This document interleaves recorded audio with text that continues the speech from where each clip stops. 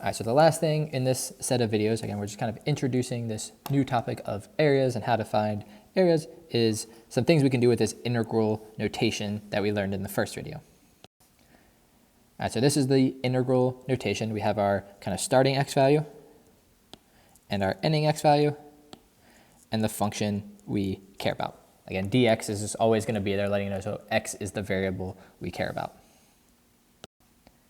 All right, so here are some basic rules for integration. If you start and stop at the same x value, well, it's not possible to have an area because you don't have any width. You're starting and stopping at the same place, so you'll always get 0. All right, so if your integral starts and stops at the same place, you get 0. All right, this one necessarily doesn't quite make sense in terms of area, but if I go, the area from A to B is just the opposite, the negative, if I switch it and I go from B to A. So that's kind of like me thinking about my area in reverse.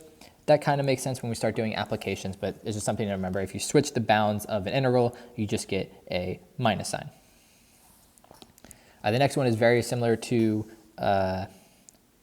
derivatives. If we have a plus sign in our integral, we can split it up into 2 separate ones over that plus sign. So we can break up integrals to make it easier by just doing small bits at a time instead of big ones.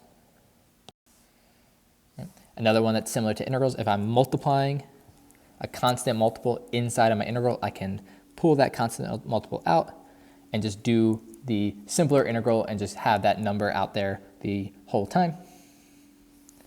And the last one is I can break up my integral into smaller parts. So if I want to do an integral from A to B of this area, what I can instead do is break it up into small chunks and do A to some middle point C, and then from C to B. All right, so we go from A to B all at once, or from A to C first, and then from C to B second.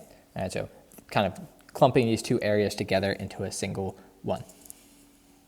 All right, so we're going to use these rules more often as we learn more about integrals and what they're used for and kind of simplifying more complicated integrals.